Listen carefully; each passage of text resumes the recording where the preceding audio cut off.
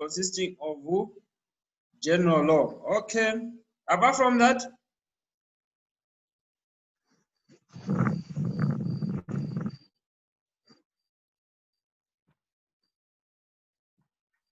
so yes, Joshua. It is a system of interpreting laws. I can't get you.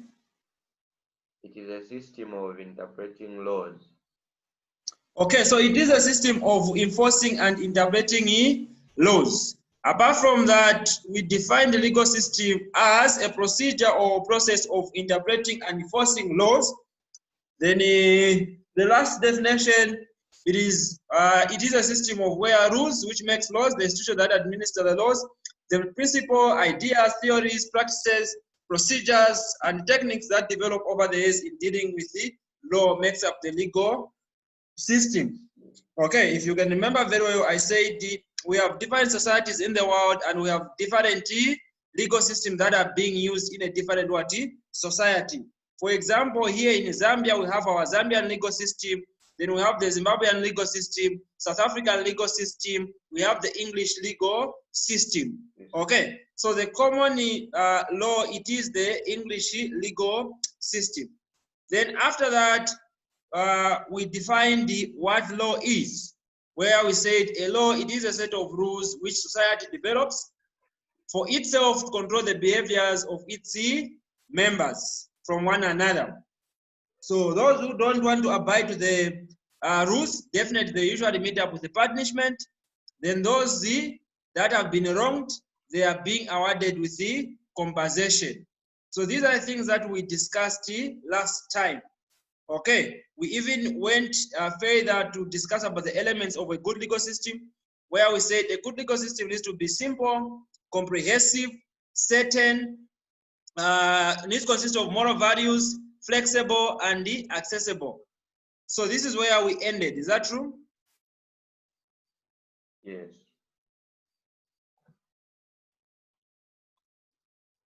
Okay, so today we'll focus on the sources of laws here in Zambia. We have heard that laws, these are a system of what?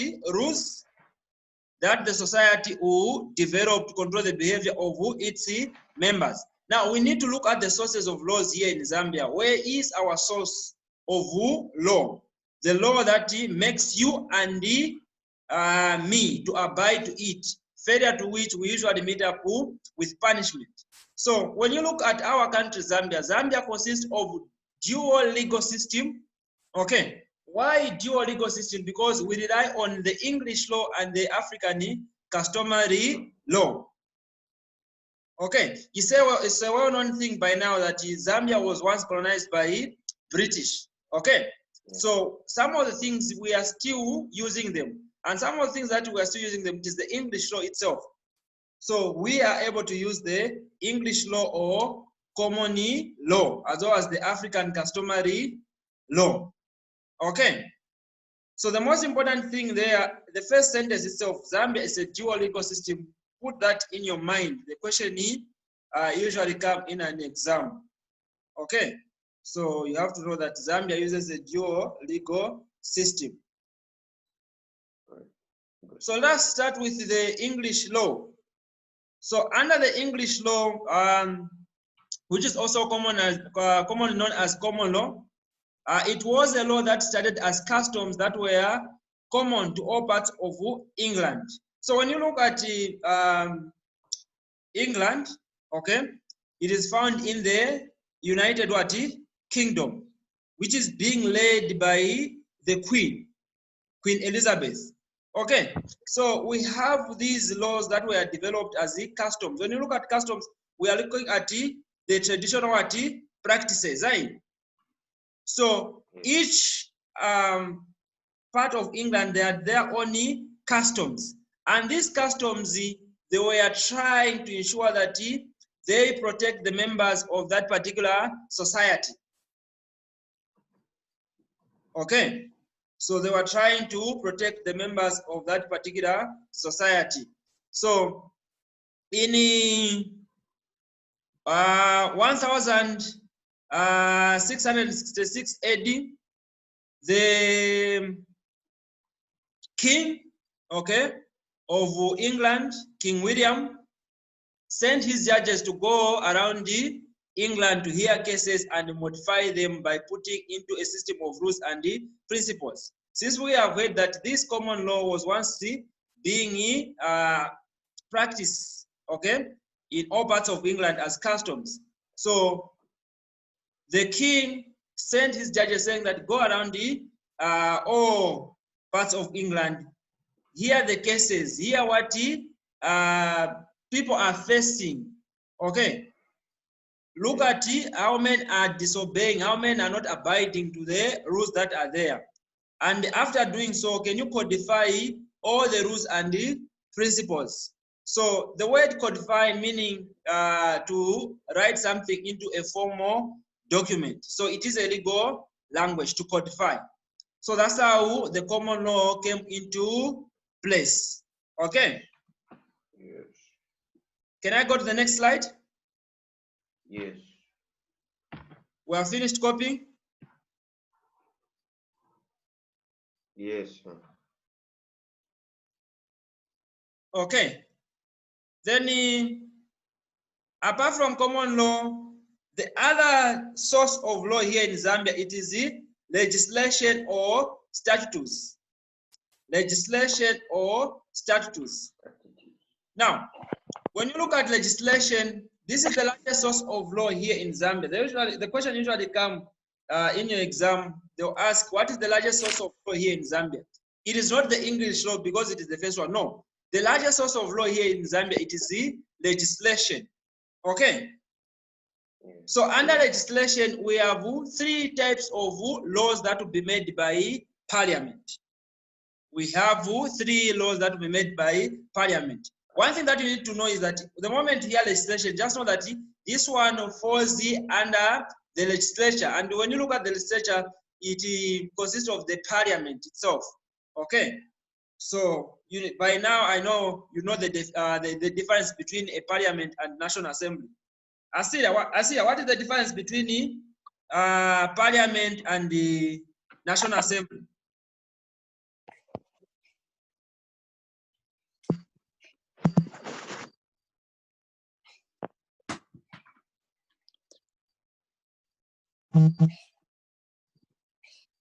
What is the difference between National Assembly and the Parliament?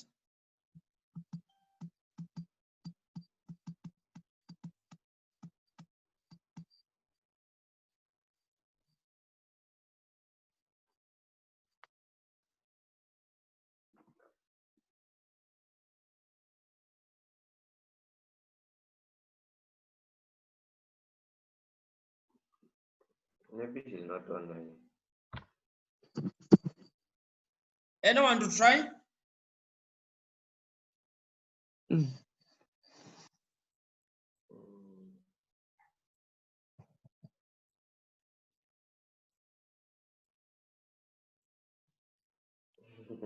Okay, so a National Assembly consists of the Speaker and the members of Parliament, whilst the Speaker, the Vice President, and the members of Parliament.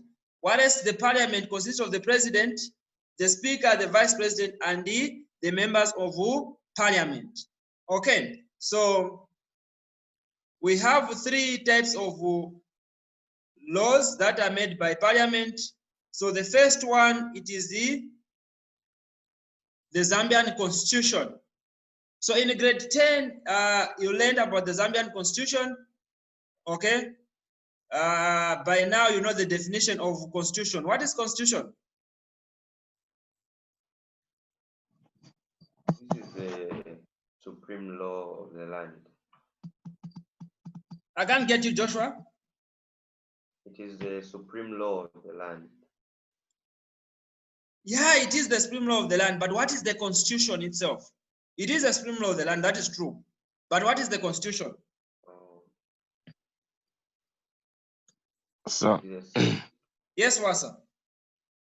These are fundamental principles that help govern a country. These are the fundamental principles that helps to govern the country. True. Apart from that, Asia?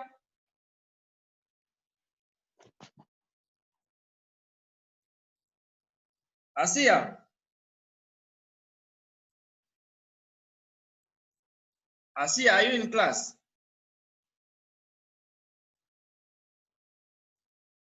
Okay, so the simplest definition for constitution will say it is a system of laws, customs, and principles usually written down according to which a country or an organization is governed. So this constitution, it is the supreme law of the land, meaning any other law that is there, it is subordinate to the constitution. Okay, so I'll give you a good example. You and me, we are in Africa. This is where we find Zambia. Zambia is located in the central southern Africa. Okay. So when you look at the African perspective, okay, or African customary law, it allows girls who have reached puberty to get married as long as they have managed to reach maybe 13, 14, 15, they are ready to go into marriage. But the Zambian constitution says that any person below the age of 16 is a child and is not old enough to get married. Now, what will happen is that, for example, we have Joshua Mbao. Yes. Joshua Mbao marries a girl of the age of 13, okay? And the parents to that girl, they have allowed Joshua to marry their daughter. These two, they have committed the offenses, criminal offenses. Joshua will be arrested, okay, and tried in the court of law for defilement. Whereas the parents to the girl that have allowed this marriage to take place, they will be charged with a case of accessory to crime. Now, what is accessory to crime? This is a situation where a person helps in the act of committing a crime or allows a crime to be committed in his or her presence. Okay? You are allowing Joshua, you are even allowing Joshua to bring Tumbale, you are even allowing Joshua to go ahead with the marriage, whilst you know that the girl is below the age of 16, which is against the Zambian what? Constitution. Constitution. Okay, so that shows that the Zambian constitution, it is the supreme law of the land. Yes. Okay. Yes. Any question there? No, sir. No question? No. We are finished copying. Yes. I go to the next slide. Yes. Okay.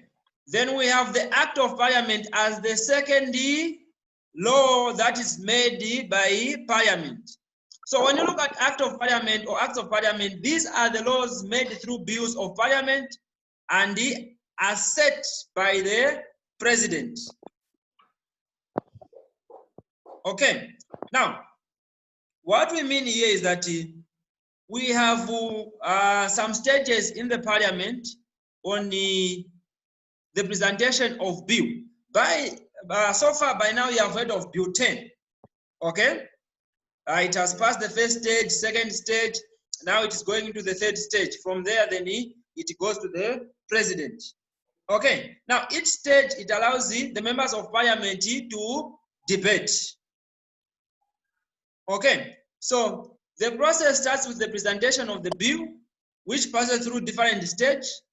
After doing that, then the bill will be sent to the President in order for him to assent or declare that bill as the veto. Okay. So Yes. the President will have 21 days in which he will either assent or dissolve Parliament to pave way for fresh elections. So what we mean is that, for example, the Bill 10 itself is done in the Parliament. It has been taken to the President. and the president is not happy with the recommendations of bills that have been presented to him, he will send back that bill, okay? Meaning that bill hasn't become a law, it is still a bill. Meaning the parliament now, or the National Assembly, needs to debate further to make certain adjustment to ensure that when it goes back to the president, you'll be able to sign. Okay. Now, if the president doesn't sign, meaning he is free to dissolve the parliament to pave way for fresh elections, meaning the president is not happy with the job the members of parliament they are doing. So they will allow fresh elections, maybe to bring in new faces in the parliament, in the National Assembly, for further debate. So one thing that you need to know is that a bill is something that will still be at the National Assembly level. And the moment is being represented to the president. If it hasn't been assent, the president hasn't signed, it is still a bill. The moment the president signed, it becomes a law. So for example, in 2016, on 5th January, the president signed certain bills to become into a law. For example, the dual citizenship, 50+1. You talk of the running mate. So those now they are into law. In order for you to stand as a president, you need to have a running mate. You are free to become a citizen of another country. You are free to get a dual citizenship. Okay, so those are the things that are into law. So whatever is indicated, for example, right now in Bill 10, okay, there are still bills that are not into law until the president signs and become a law. Okay. Yes. Are we together there? Yes, Yes, sir. Then the last law that is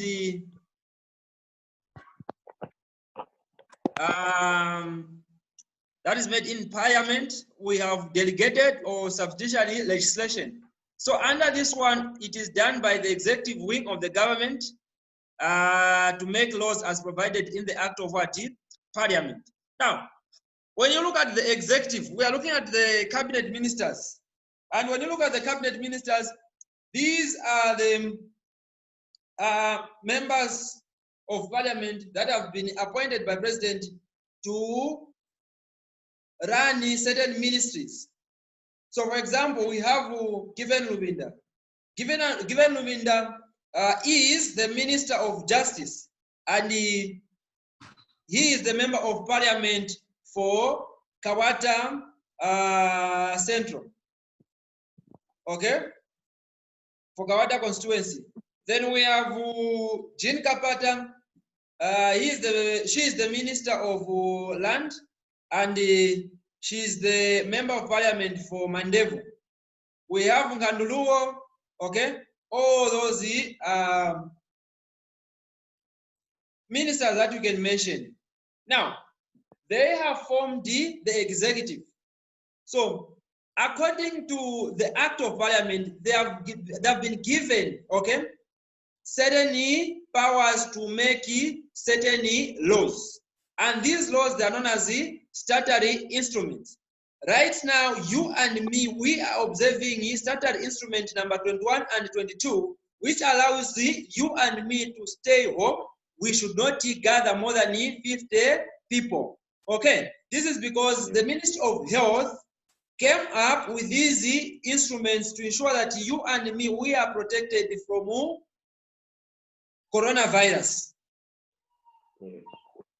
Okay, so we are following these statutory instruments. That's why you have heard the police trying by all means to implement, saying that no one should be found in any bar or nightclubs. Okay, we are still implementing the statutory instrument 21-22.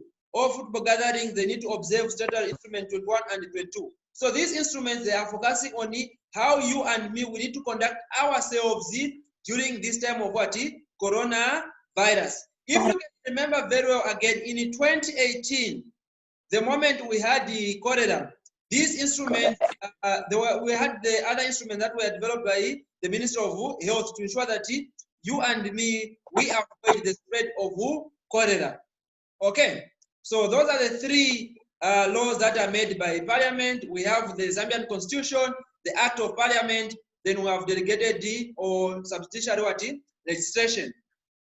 Okay, then let's go to the third source of law here in Zambia, which is case law. So case law, it is the third source of law. The first one, it is English law. Then we have legislation. Then now we have case law. So case law, it is the second largest source of law here in Zambia, which is also known as the law reports or judicial precedent. Now, what kind of things are being included in the case law? So we are looking at the laws that are being implemented, the laws that are being interpreted, the laws that are being enforced in the course of law. Okay, so why do we have these case laws? Why do we put these case laws in law reports or judicial precedent? Okay, this is to ensure that when disposing of a case, the court refers the case.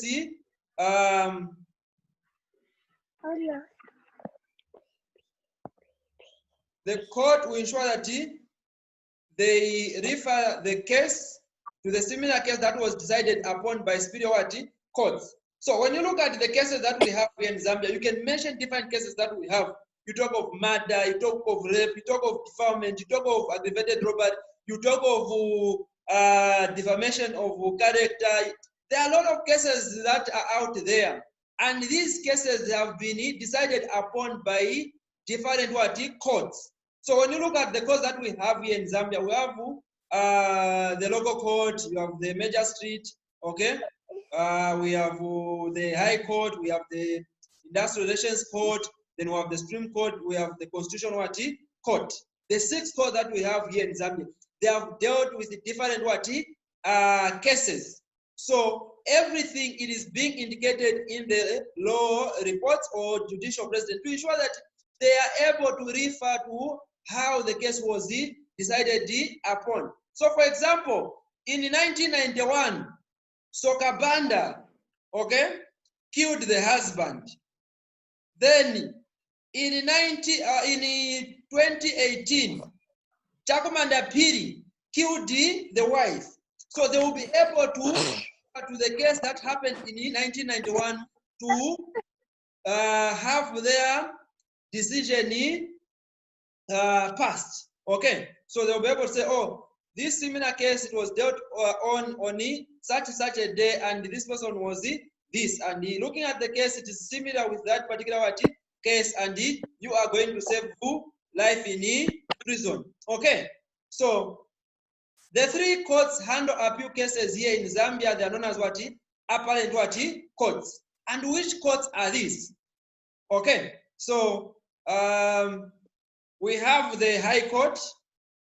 Okay, apart from the High Court, we have the Supreme Court, we have the Magistrate, as well as the Constitution. So we can say 4 courts. These 4 courts, they are able to handle appeal cases. Now, what do we mean when we say appeal cases? For example, Joshua, okay, you want to divorce your wife. Your marriage, it is under customary marriage. You go to Boma Court, just near Levy there. Okay? Now, you are not satisfied with the judgment that has been given to you. You are free to appeal to the next High Court, which is the Magistrate. From Magistrate, if you are not satisfied, you can go to High Court. High Court to Supreme Court. Now, when you reach at the Supreme Court, with them, they don't deal with cases based on the facts. They deal with cases based on the law. Okay, meaning they look at if the previous court had an error in terms of who passing the judgment. So they will focus much on the the questions about the law, not questions about the facts.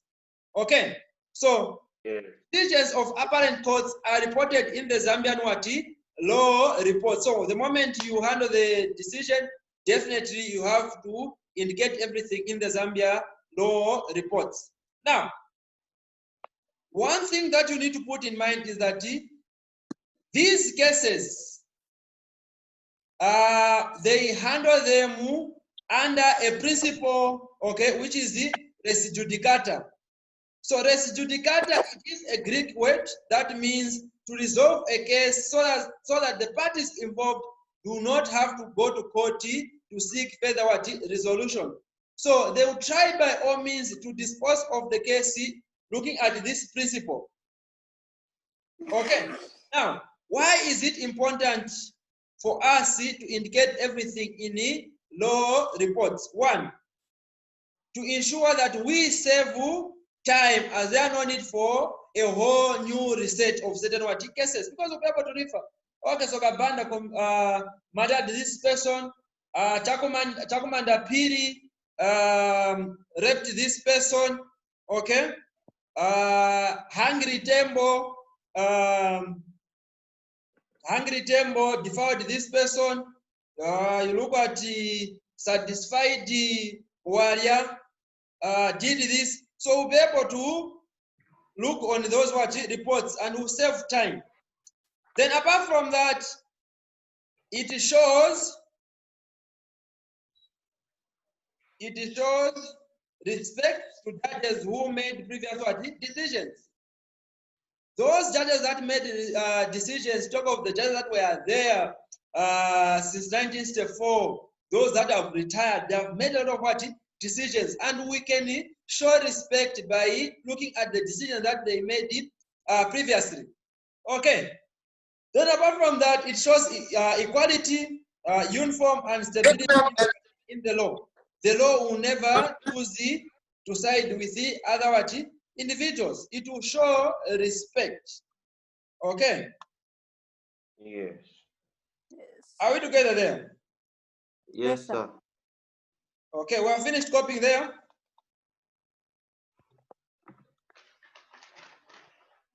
Have we finished copying?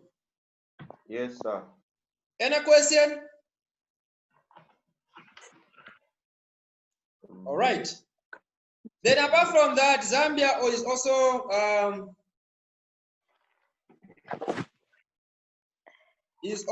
into agreements with the international communities. Okay.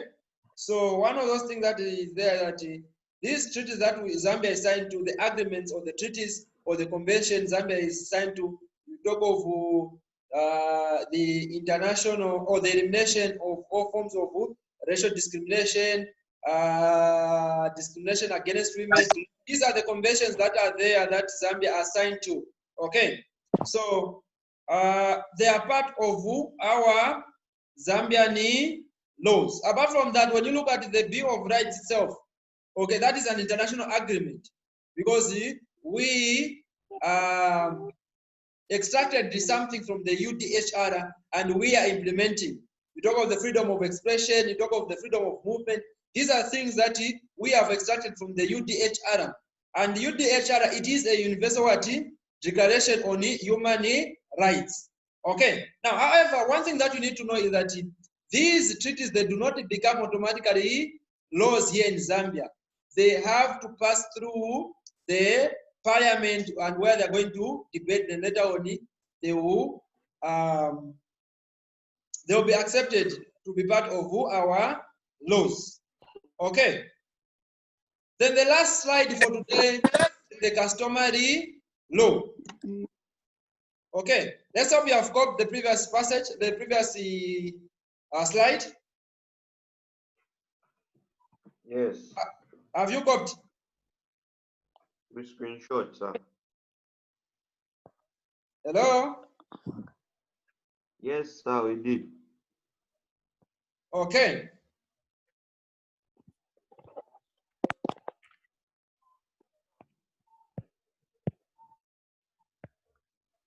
So, customary law. So these are the laws derived from customs and practices of doing things in society. So you and me, we live in different what? Societies. Okay. So we have others that are from the northern province, others are from southern, others are from within Lusaka, others from Chipata and so on. And in these all areas, we have different what customs that we do practice. For example, we talk of people from northern province. They use Shilanga Mulilo. Okay. Asia, do you know Shilanga Mulilo? No. You don't know? Ask Wasa, he'll tell you. Wasa, do you know Shilanga Mulilo?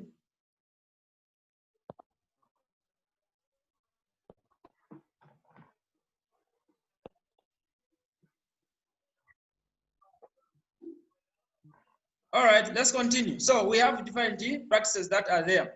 So they are different. The customary laws, they are totally different from the statutory instruments because they are not written and codified. So with them,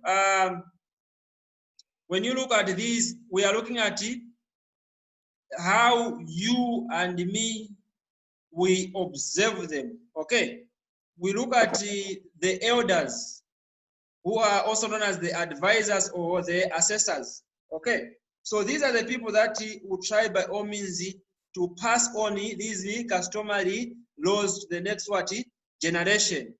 You talk of the boyas, you talk of the uncles. So these are the people that will try by all means to advise. So they don't try by all means maybe to punish people, but they act as a role of what? Consultants. You go there and ask, no, uncle, as you have seen me, Joshua, I've grown now, I want to marry. So your uncle will be able to advise, you want to marry who? No, there's a girl in the Rodspark. Oh, where does she stay? What tribe is she coming from? And so on.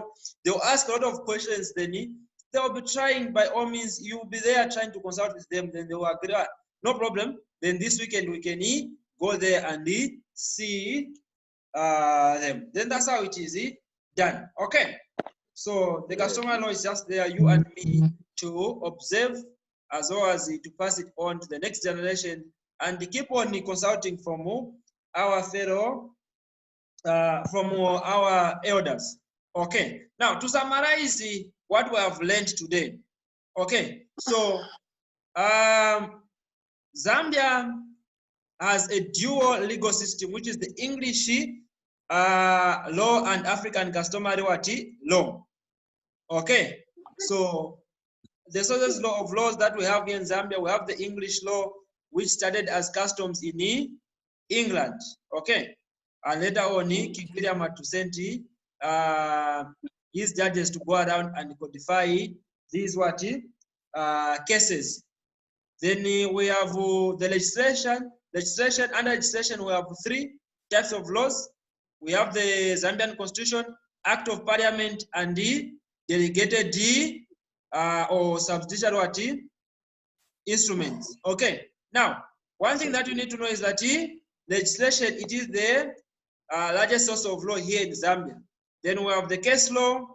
Apart from the case law, we have the treaties. Okay. The international agreements. Then we have the customary law. Any question there?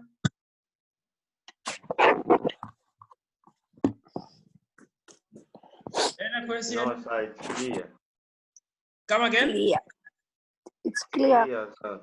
It's clear. All right. Thank you very much. Enjoy your day. All right. Same to you. Same to you, sir. All right. Thank you. Bye. Bye, bye, bye, bye.